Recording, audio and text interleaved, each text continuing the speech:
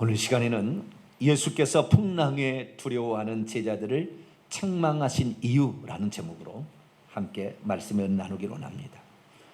오늘도 거룩한 주일에 예배 자리에 나온 여러분들을 하나님께서 진심으로 사랑하십니다. 예배 자리에 나오고 싶어도 나올 수 없는 사람들이 있습니다. 우리가 그만큼 이 예배를 사모하기에 하나님께서 우리에게 시간을 주시고 기회를 주시고 마음을 주신 줄로 믿습니다. 주님을 찾고자 하는 자에게 만나 주시겠다고 약속하셨으니 말씀을 통하여 하나님을 만나시고 그분의 말씀을 믿을 때 그 말씀이 여러분의 삶 속에 현장으로 드러나 건강과 삶의 축복이 함께하게 되기를 간절히 축원합니다. 동남아시아에 사는 사람들에게는 해마다 찾아오는 손님이 있습니다. 그것은 바로 태풍이라는 것입니다. 27도 이상의 고온 다습한 바다 기온이 찬바람을 만나게 될 때 둥글둥글 원을 그리며 세력을 형성하게 됩니다. 그리고 어느 정도 시간이 지나면 그 세력이 강력하게 증가가 되는데 어느 정도 그 에너지가 차게 되면 그것을 태풍이라고 부르기 시작합니다. 태풍은 중국 광둥어로 타이푼이라는 말에서 왔습니다. 처음에는 이 태풍이 여러 나라에서 불리지 않았으나 요즘엔 동남아시아에 있는 나라에서 이름을 추천하고 그러면 그 이름을 받아다가 필리핀에서, 중국에서, 일본에서, 우리나라에서 준, 북한에서 준 이름을 받아가지고 돌아가면서 그 이름을 정합니다. 그러니까 가끔 우리나라 이름도 나옵니다. 매미 이런 거. 이 태풍은 1년에 약 30차례 발생한다고 합니다. 이 태풍은 필리핀과 중국과 우리나라와 일본에 지대한 영향을 미치게 되는데 특별히 태평양, 대서양, 인도양 이런 데서 태풍이 발생하게 되는데 태풍이 남태평양 남서부에서 발생하는 것만 태풍이라고 부르고 다른 것은 사이클론, 허리케인 이렇게 다르게 부릅니다.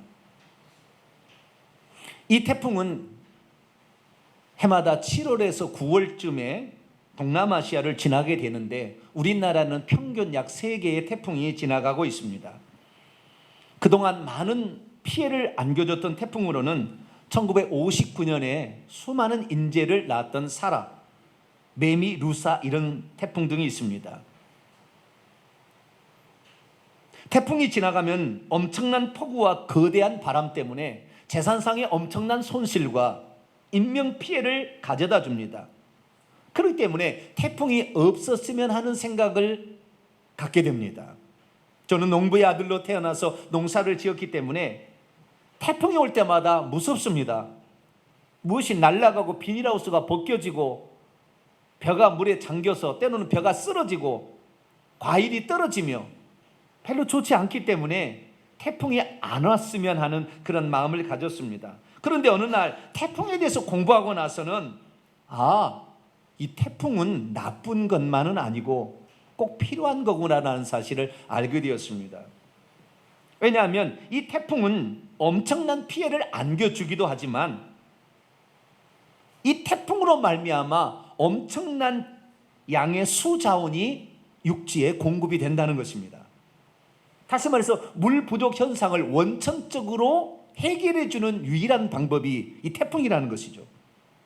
뿐만 아닙니다. 저위도 지방에 축적된 대기 중의 에너지를 고위도 지방에 운반하여 지구의 북과 남의 온도가 동일하게 맞춰주기 위해서는 태풍이 필요하다고 합니다. 그것뿐만이 아닙니다. 태풍이 불 때 해수를 휘저 순환시켜 줌으로 말미암아 물속에 사는 생명체들에게 산소를 공급하고 적조 현상을 해소해 주며 가는 곳마다 엄청난 양의 산소를 발생하기 때문에 생명체에 꼭 필요한 그 일이라는 것입니다. 이렇듯 태풍은 우리에게 폭군으로 나타나기도 하지만 동시에 우리 인간에게 매우 유용한 것이 이 태풍인 것이죠. 그런데 우리 인생을 살아가는 우리에게도 가끔씩 이런 폭 폭풍우가 몰아친다는 것입니다. 그렇다면 우리 인생에서 만나는 이 폭풍우는 태풍과는 달리 우리에게 항상 손해만 끼치는 것일까요? 오늘은 폭풍을 만났던 제자들의 사건을 통하여 우리가 만나게 될 거대한 폭풍 앞에서 우리는 과연 어떻게 대처하는 것이 좋으며, 또한 이 폭풍을 통하여 우리가 얻을 수 있고 또 유익한 점이 있다면 그것이 무엇인지를 함께 살펴보기를 원합니다. 오늘 본 말씀은 주님을 따르겠다고 나선 제자들이 세찬 바람과 큰 파도를 만나 두려워하고 있었을 때에 예수께서 바람과 파도를 꾸짖어서 잔잔케 했다라는 그런 말씀입니다. 바다에서 세찬 바람과 거대한 파도가 일어나 배를 뒤집히려 하는데 두려워하지 않을 사람이 어디 있겠습니까? 예수님의 제자들 중에 7명은 바다에서 태어나 거기에서 잔뼈가 굵은 어부들인데, 그럼에도 불구하고 그들이 죽게 생겼나이다라고 외쳤다는 것은 그날 엄청난 양의 태풍이 몰아쳤다는 것을 알 수가 있습니다. 인간이 한가할 수 없는 거대한 폭풍 앞에서 과연 두려워하지 않을 사람이 어디에 있겠습니까? 이 폭풍은 비단 바다에서만 일어나는 것이 아닙니다.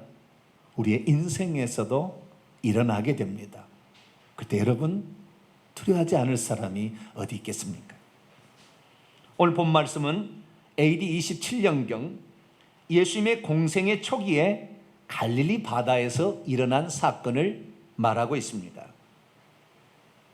이스라엘에 있어서 가장 중요한 수자원은 갈릴리 바다에서 시작이 됩니다. 갈릴리 바다에서 시작된 그 물이 요단강을 흘러가게 될 때 그 물로 관계 농사를 지어서 이스라엘이 포도나 또는 도마도나 수많은 작물들을 재배하여 이스라엘에 공급하고 있습니다. 이 갈릴리 바다, 그런데 이 갈릴리 바다는 지중해보다 약 212m 아래쪽에 위치하고 있습니다. 뿐만 아니라 주변이 산으로 둘러싸여 있습니다. 주변의 둘레가 약 52km가 되는데 그 높은 산의 찬 기운이 밤이 되면 이 갈릴리 바다 쪽으로 불게 됩니다. 뜨거워진 수온과 만나게 됐을 때 돌풍이 일어나게 되는 것이죠. 그러나 가끔씩 저 헐몬산의 만년설로 뒤덮여 있는 헐몬산으로부터 세찬 비바람이 광야의 따뜻한 기온과 만나는 장소가 갈릴리 바다인데, 이때는 거대한 폭풍과 일어나서 배도 뒤집힐 만한 엄청난 것이 일어나곤 합니다. 예수님께서 제자들과 함께 배를 타고 가시던 그날 하필이면 이 거대한 폭풍이 일어났습니다. 바다에서 자라 잔뼈가 굵었던 어부들, 그들이 타는 배였지만 폭풍을 동반하는 거대한 풍랑 때문에 배가 뒤집히려 하자 어부들마저 넋을 놓고 지금 망연자실해 하고 있습니다. 믿음이 있어도 인간으로서 감당할 수 없는 거대한 폭풍을 만나게 되면 누구나 두려움을 갖게 됩니다. 믿음이 있어도 자신의 목숨이 경각간에 달린다고 한다면 겁을 먹지 않을 사람이 없습니다. 믿음이 있어도 너무나 큰 위험 요소를 만나게 되면 예수님이 있다는 것도 잊어버리고 믿음 없는 행동을 하게 됩니다. 그때였습니다. 그들에게는 예수님이 있다는 사실을 생각하게 되었습니다. 그래서 예수님을 깨웠습니다. 예수님, 지금 당장 우리를 구원해 주세요. 우리가 지금 죽게 생겼습니다. 그래서 예수님께서는 일어나 바람과 바다를 향하여 잠잠하라, 고요하라 말씀하셨습니다. 그랬더니 그 뛰놀던 놀이 잠잠해지더니 고요해졌습니다. 그런데 그 일 후에 제자들을 향하여 하신 말씀이 있습니다. 오늘 26절 말씀입니다. 예수께서 이르시되 어찌하여 무서워하느냐, 믿음이 작은 자들아. 이 말은 제자들 지금 책망했다는 것입니다. 우리가 이렇게 생각할 수 있습니다. 내가 잠자고 있는 동안에 너희들이 큰 위험을 닥쳤구나. 내가 깨어 있었더라면 이런 일이 없었을 텐데 내가 잠자고 있어서 너에게 위험한 일이 닥쳤는데 너무 무섭지 않았니? 위로할 수 있었을 수도 있습니다. 그러나 주님께서는 그들에게 위로하지 않았다는 거예요. 믿음이 적은 자들하고 책망을 했다는 것입니다. 만약 예수님께서 바람과 바다를, 자연계를 움직이는 전능자나 창조주라는 것을 보여주시기를 원했다면 바람과 풍랑을 잔잔케 한 다음에 이렇게 얘기했겠죠. 자, 보았느냐? 그런데 예수님은 그렇게 말씀하지 않았습니다. 제자들의 그 믿음 없음, 믿음의 자금을, 다른 복음서는 믿음이 없다고 나옵니다. 믿음 없음, 그 믿음의 작은 믿음을 책망했다는 것입니다. 대체 예수님께서는 왜 그들의 제자들을 책망했을까요?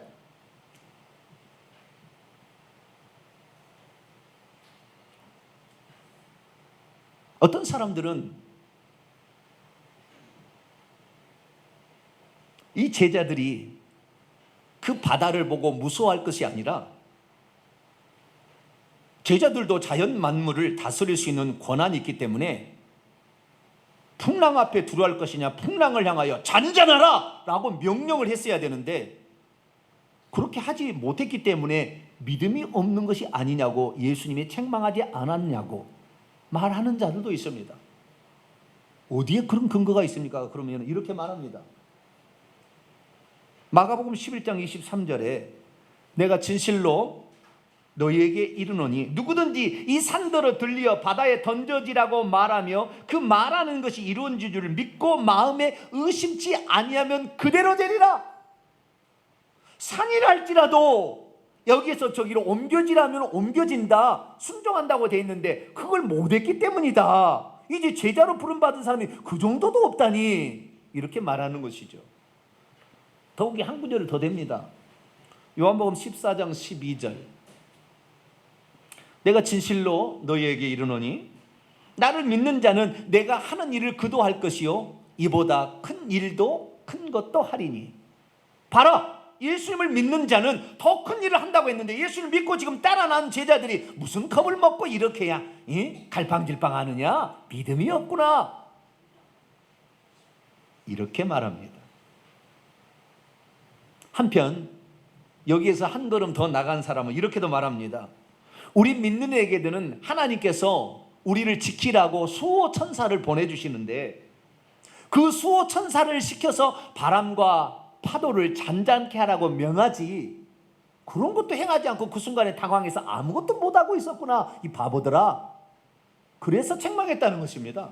근거는 무엇입니까? 그러면 근거는 이렇게 됩니다. 마태복음 18장 10절에 삼가 이 작은 자 중에 하나도 없인 여기지 말라. 너희에게 말하노니 그들의 천사들이 하늘에서 하늘에 계신 내 아버지의 얼굴을 항상 배옵느니라.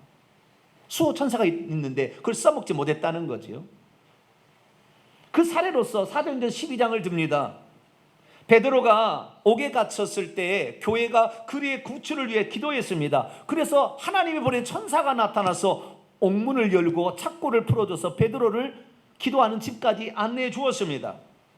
그래서 문을 두드렸더니 로데라는 여자아지가 나왔다가 베드로를 보고 깜짝 놀라는 거예요. 베드로의 음성을 먼저 들었어요. 그래서 베드로라 생각해서 안에 들어가서 베드로가 왔다 했더니 네가 지금 미쳤나?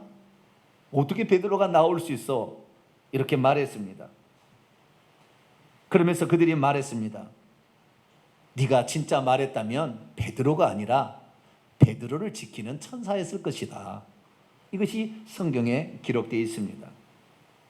그렇기 때문에 이 예수님께서 제자들을 책망하신 이유는 자연 만물을 다스릴 수 있는 권한이 있는데 담대하게 그 일을 감당하지 못하고 천사를 부리지도 못하고 그냥 당하고만 있으니까 믿음이 적은 자들하고 책망했다는 것이죠. 과연 그게 맞을까요?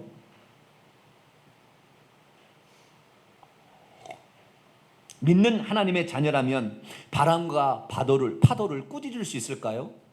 그리고 천사를 시켜서 어떤 것을 중지하도록 명령할 수 있을까요?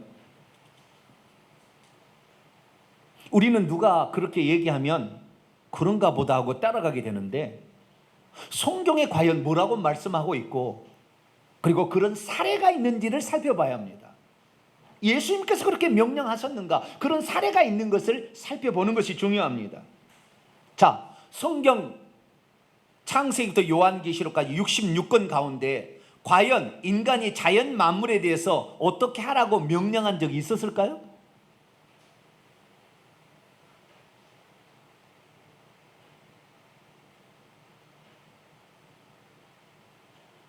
나는 성경을 다 읽어봐서 그런 일이 있었는지 잘 모르겠는데요, 이렇게 생각할 수도 있어요. 그러나 다 읽어보세요.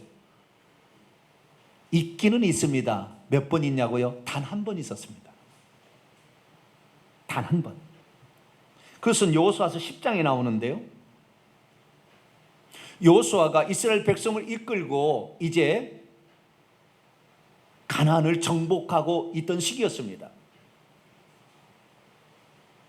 그때 기브온 거민들이 안 죽기 위하여 거짓으로 위장해서 자기는 먼 데서 온 사람이라 해가지고 자기를 살려달라고 했을 때 그렇게 하겠다고 약속했는데, 가까운 기브온 거민이었죠. 그래서 기브온 거민은 결국에 장 잡히면 물 깃는 자로 종으로 살겠다 해서 살려두었습니다. 그래서 가나안 7족속 가운데 한 족속이 살아남았는데, 주변에 아모리 5족속의 왕들이 저것을 가만두면 안 되겠다고 아모리 5 왕이 그 기브온 거민을 죽이려고 달려드는 것입니다. 그러자 기브온 거민이 속히 여호수아에게 기별을 지었습니다. 우리가 죽게 생겼습니다. 살려달라고. 그랬더니 여호수아가 하나님께 기도합니다. 그랬더니 하나님께서 내가 아모리 왕의 5 방백을 너에게 붙여줄 거니까 가서 그들을 무찌르라 라고 하나님이 응답해 주셨습니다. 그래서 여호수아는 군사를 거느리고 밤새도록 아모리 5 왕을 향하여 달려가게 되었습니다. 도착해 보니 아침이 되었습니다. 지쳐서 이제 많이 지쳐 있는데 하나님께서 그 민족에게 저들을 붙였다는 것을 보여주기 위해서 하나님도 일하십니다. 그래서 여호수아가 앞에 나가서 창을 무찌를 때에 하나님께서 그 일을 하게 되었는데, 큰 우박 덩어리를 적진을 향하여 보냈습니다. 성경에 보니까 이스라엘 자손의 중에서 칼에 죽은 자보다 우박덩이에 맞아서 죽은 자가 더 많았다고 기록하고 있습니다. 그래서 하나님이 우리를 도우시는구나. 여호수아와 그의 군대는 그 적진을 향하여 달려들었습니다. 그런데 너무나 많습니다. 이렇게 아무리 애를 써봤자 몇 시간 안에 끝날 것 같지는 않아요. 그래서 여호수아가 하나님께 다시 말씀합니다. 하나님, 적들은 이렇게 많은데 이 가나안을 정복하려면 이들을 무찔러야 되는데 이들을 무찔 수 있다고 말씀하셨잖아요. 그런데 시간이 부족합니다. 하나님, 잠깐 하나님의 도움을 청합니다. 그리고 말하놓고는 하늘을 향하여 외쳤습니다. 태양아, 기브온 위에 멈춰라. 달아, 아얄론 골짜기에 멈춰 서라. 그랬더니 정말 태양이 멈추고 달이 멈췄다는 거예요.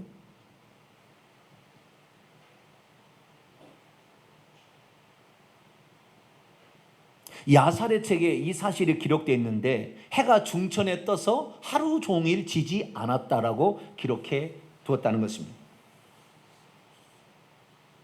언제까지입니까? 이스라엘의 군사가 아모리 왕 5 방백의 왕과 그 군사를 죽일 때까지 해가 지지 않았다. 그런데 그 다음 말씀이 심오합니다. 우리 같이 한번 읽어보죠. 여호수아 10장 14절입니다. 시작.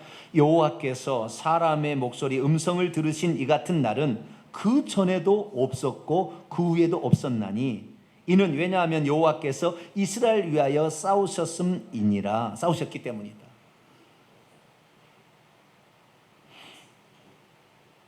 이 말이 아주 중요한 말입니다. 다시 말해서 여호수아가 태양과 달을 향하여 명령했을 때 달과 태양이 여호수아의 말을 듣고 멈춰 섰던 것이 아니라, 이 본문은 뭘 말해주냐면, 비록 여호수아가 그렇게 외쳤지만 태양과 달을 멈춰 서게 한 것은 하나님이 하셨다는 것입니다. 여러분, 사람이 명령한다고 자연 만물이 말씀을 듣겠습니까? 해와 달을 움직이지 말라고 명령한다면 달과 태양만 멈췄겠습니까? 전 은하계가 중지했겠습니까? 이것은 사람이 할 수 있는 일이 아닙니다. 그것을 만드신 창조주 하나님만이 하실 수 있는 일이지 다른 것이 할 수 없어요. 자연 만물을 인간이 명령한다고 듣는 것이 아닙니다. 그것은 설령 인간이 명령한다 할지라도 하나님이 그 말씀을 듣고 행동에 옮겨야 벌어질 일이지, 자연 만물이 인간의 권세가 무서워서 중지하는 것은 아니라는 것이죠. 비록 여호수아가 태양과 달을 향하여 멈춰서라고 명령은 하였지만 실제로 하나님께서 여호수아의 말을 듣고 그대로 해준 것입니다. 그렇기 때문에 내가 명령한다 해서 자연 만물이 말을 듣는 것이 아니라 하나님께서 그 일 행위를 기뻐하셔서 그렇게 해주게 될 때 자연 만물도 순종하게 된다는 것입니다. 사실 우리 인간에게 자연 만물을 향하여 어떤 명령을 해서 순종하게 만들고 천사들을 시켜서 그렇게 할 수만 있다면 얼마나 좋겠습니까? 돈이 없으면 천사야 돈을 가져와라 명령하면 되지 않겠습니까? 어떤 일이 막혔으면 천사야 가서 길을 열어라 명령하면 되지 않겠어요?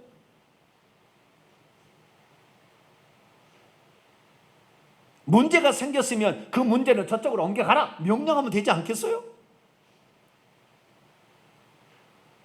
그런데 그런 일을 과연 했는가라고 성경을 사례를 보세요. 사도 바울도 한때 로마로 복음을 전하러 가게 되다가 유라굴로라는 큰 사이클론인가요? 그걸 만났습니다. 죽게 생겼습니다. 그러면 그 위대한 사도 바울이 풍랑아 잔잔하라 명령하면 되잖아요. 그런데 명령하지 않았을까요? 사도 베드로 경우를 봅시다. 그가 옥에 갇혔습니다. 그러면 천사야 옥문을 열어라, 저 간수들의 눈을 닫아라 이렇게 명령하면 되지 않겠어요? 그런데 그런 경우가 있습니까? 성경에 단 한 번도 그런 경우를 발견할 수 없다는 것입니다. 그렇기 때문에 이 산더러 들리어 바다에 빠지라 해도 그렇게 된다는 것이나 나를 믿는 자는 내가 하는 일을 그도 할 것이요 이보다 큰 일도 할 수 있다고 하는 말씀은 우리가 자연 만물이나 천사에게 명령할 수 있는 권한이 있다는 것을 말하는 것이 아니라는 것입니다. 자연 만물은 하나님께서 창조하셨기 때문에 하나님의 창조의 법칙과 섭리에 따라서 오늘도 운행하십니다. 그 운행하심은 우리 인간의 절대적으로 우리 생존에 필요하기 때문에 하나님 만들어주신 법칙인 것이죠. 태풍이 만들지 말라고 우리가 명령한다고 해서 태풍이 만들어진 게 만들지 않는 것이 아닙니다. 태풍이 우리나라에는 오지 말라고 명령한다고 해서 태풍이 우리나라에 안 오는 것이 아닙니다. 태풍은 있어야 합니다. 태풍이 있어야 남북의 기온의 온도차를 똑같이 맞출 수 있기 때문입니다. 태풍이 있어야 전 세계 생명체들에게 산소를 공급하고 엄청난 양의 물을 공급할 수 있기 때문입니다. 태풍이 있어야 바다의 생명체를 살려서 온 생명체가 살 수 있는 기반을 마련할 수 있기 때문입니다.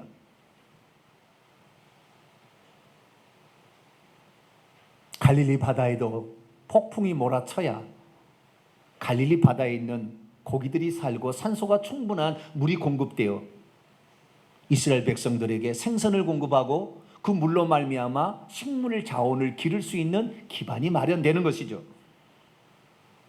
그렇습니다. 갈릴리 바다는 폭풍이 발생하게 되어 있습니다. 그럼에도 불구하고 예수님은 폭풍 앞에 안절부절하고 있는 제자들을 책망하셨을까요? 그것은 예수님께서 이전에 있었던 사건과 더불어서 적어도 세 가지를 말씀하고 싶었던 것 같아요. 첫 번째는 그들이 예수님을 믿고 따르겠다며 배와 그물과 부침까지 버려두고 주님을 따라왔는데 무슨 일이 있어도 주님을 따르겠다는 그들의 각오가 어떤 장애물 앞에서 쉽게 무너지고 있는 것을 보았기 때문입니다. 이 장면 앞에 모든 제자들이 주님을 끝까지 따르겠다고 막 약속하고 서원하고 그리고 이동한 장소였어요. 그런데 당장 어려움이 찾아왔다고 난리 법석을 부리게 되자 주님이 책망하신 거예요. 너희들의 각오가 그 정도밖에 안 되느냐? 네가 주님을 믿고 나를 따르겠다고 결정했는데 그 어려움 앞에서 그렇게 쉽게 낙심하고 무너지느냐? 너의 목숨이 경각간에 달려도 흔들리지 말아야지. 각오를 책망하신 것입니다. 두 번째는 그들을 믿고 따르겠다는 제자들만 그 자리에 있었던 것이 아니라 다른 배들도 함께 있었습니다.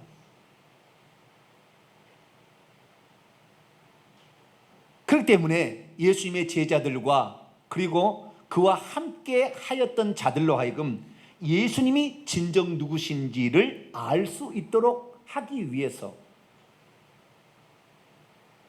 그렇게 책망하실 수도 있습니다.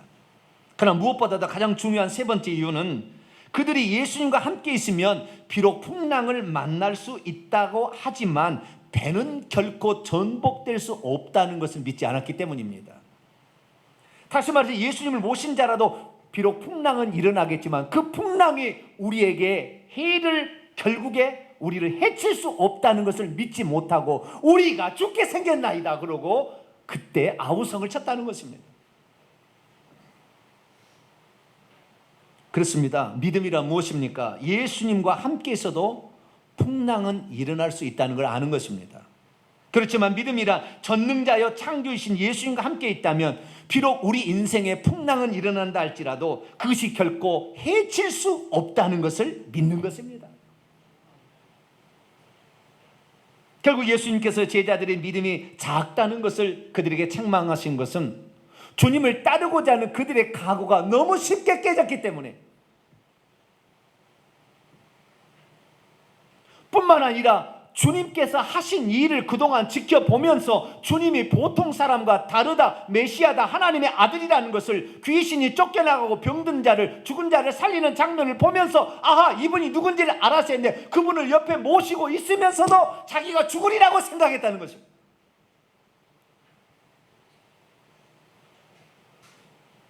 우리 주님이 함께 계시면 풍랑은 일어나겠지만 그 풍랑을 하나님이 잠잠케 하실 수 있다는 것을 믿지 못한 거죠.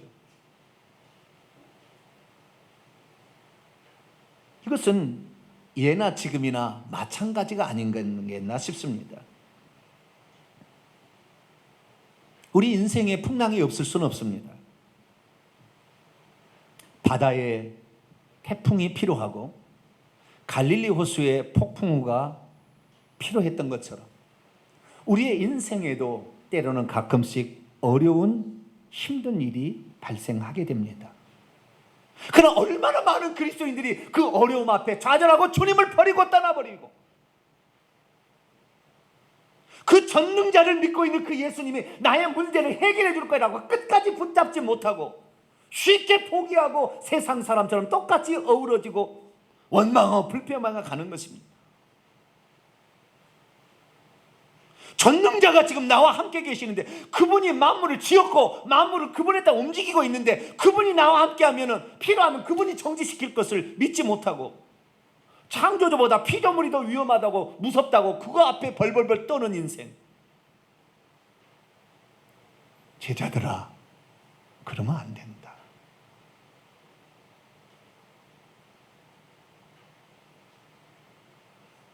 너는 왜 내가 만든 피조물 앞에 무서워하느냐?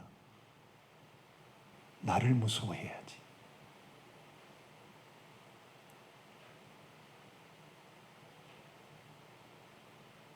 우리 그리스도인들, 특히 우리 성도들은 어떠한 어려운 문제, 풍랑에 맞서도 결코 좌절하거나 두려워하지 않게 되기를 축원합니다.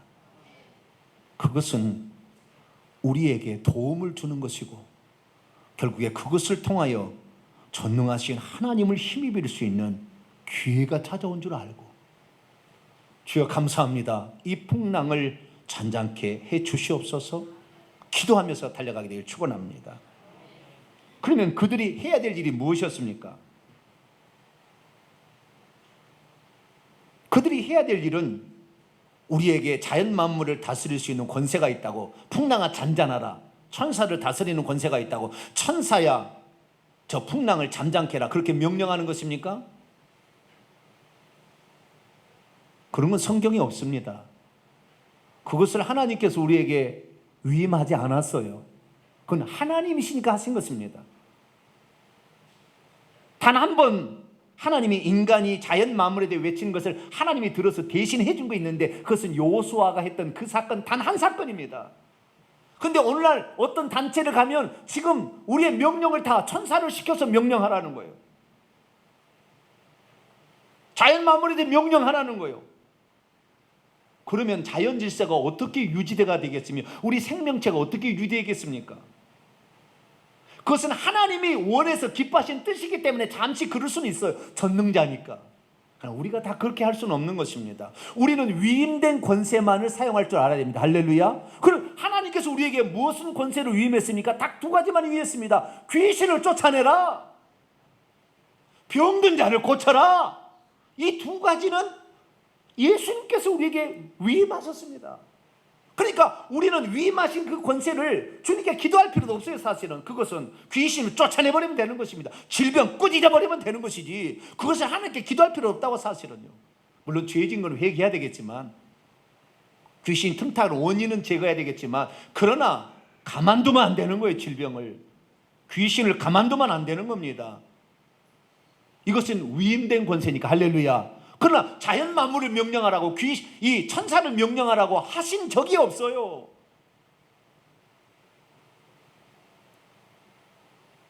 그러면 우리 인생 앞에 닥치는 이 풍랑을 만나면 어떻게 해야 합니까? 이 제자들이 어떻게 했습니까? 잠자고 있는 예수님을 깨웠습니다. 주여 우리를 구원하소서. 여기까지는 좋은데 우리가 멸망당하게 생겼습니다.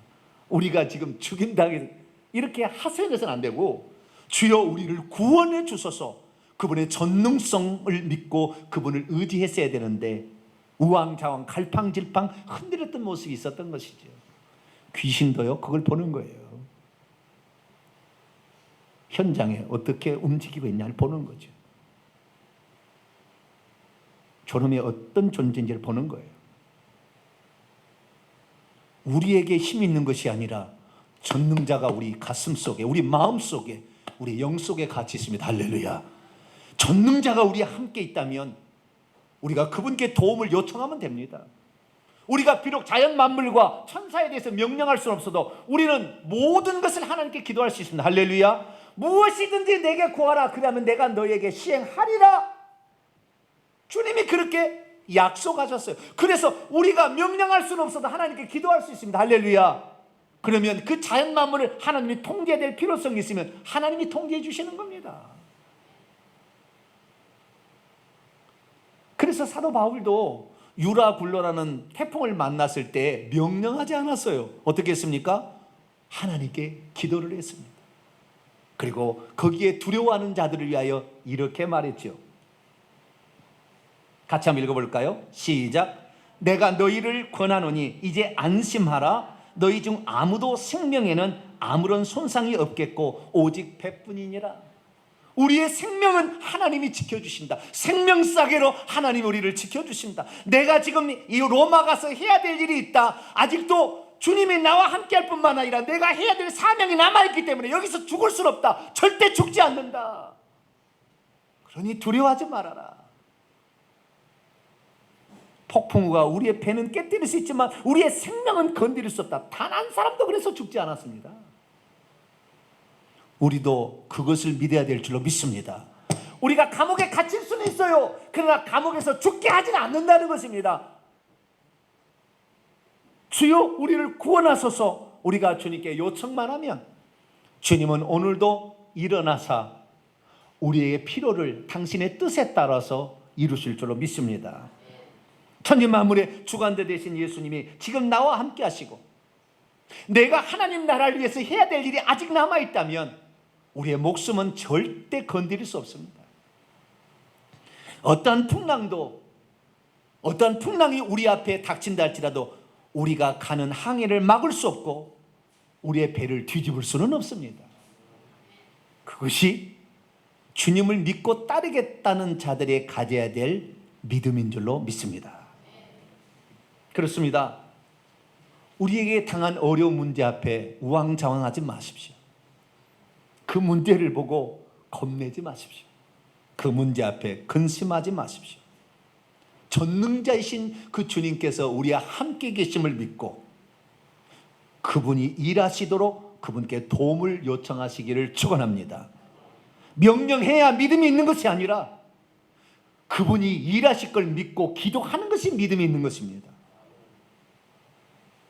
천사를 부리는, 어느 때 천사를 부린 적이 있어요? 단 한 번도 그런 적이 없어요. 그런데 지금 어느 교단에 가면 천사를 부리라고 그럽니다. 하나님이 우리에게 보내서 우리를 지키시겠지만 우리가 천사를 부리는 게 아니에요. 천사는 그분의 종이지 우리의 종이 아닌 것입니다. 그러니까 우리는 우리가 가진 권한이 위임된 것을 알고 우리가 할 수 있는 데서 최선을 다하는 것이죠. 그러니 것이 권한을 남용하라는 게 아닙니다. 그런데 거기에서 사지 멀쩡한 사람들이 쫓아서 완전히 푹 빠져 있습니다. 그래서 역사했다고 간증합니다. 다 귀신이 하는 것입니다. 귀신에게 속는 것입니다. 그러면 그 영혼이 결국 귀신과 함께 지옥 가는 거예요. 우리는 성경이 우리에게 말씀하신 바 어떠한 위험이 너에게 온다 할지라도 내가 너에게 함께 있고 너가 할 사명이 남아있으면 너는 죽지 않아. 할렐루야.